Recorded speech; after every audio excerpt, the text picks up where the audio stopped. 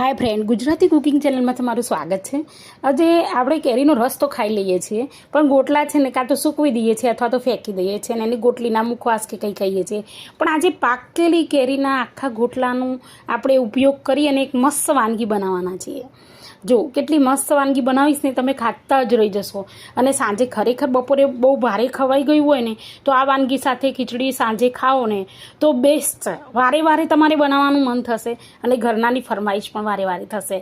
તો આપણે એની અંદર છાશ રેડી છે અને ગોટલાને સારી રીતે મસ્ત ધોઈ લેવાના છે. એમાં કે ગોટલાની અંદર રહેલા પલ્પ થોડો છે ને પાકી કેરીનો એ પણ અંદર આવી જવો જોઈએ. એ રીતે સરસ મજાના ગોટલાને ધોઈ લેવાના છે.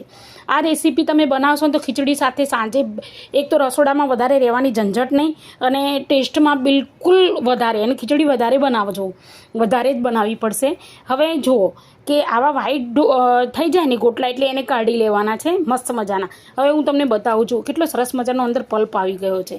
હવે રેસીપી બનાવવાની શરૂઆત કરીએ. અરે મિત્રો, આટલી નવી અને યુનિક રેસીપી બનાવું છું, કોઈ લાઇક શેર કે સબસ્ક્રાઈબ નથી કરતું, એવું કેમ?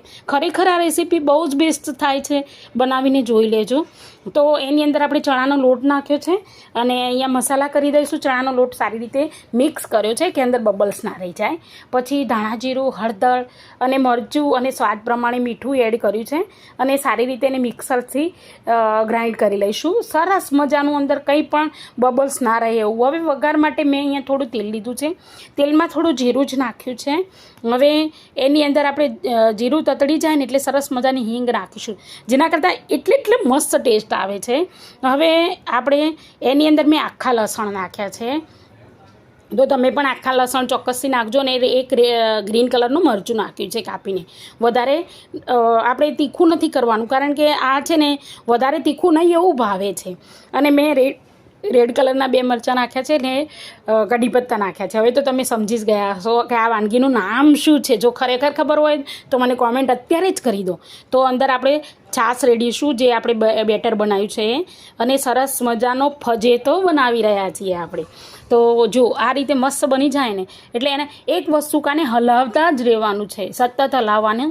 એને ધીમા ગેસે મસ્ત હલાવતા રહેવાનું, મિક્સ કરી દેવાનું.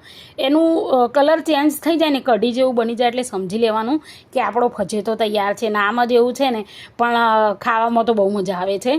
થોડા મેં અંદર ધાણા નાખ્યા છે. તો ફરીથી મળીશું આવતા વિડીયોમાં. ત્યાં સુધી રજા લઉં.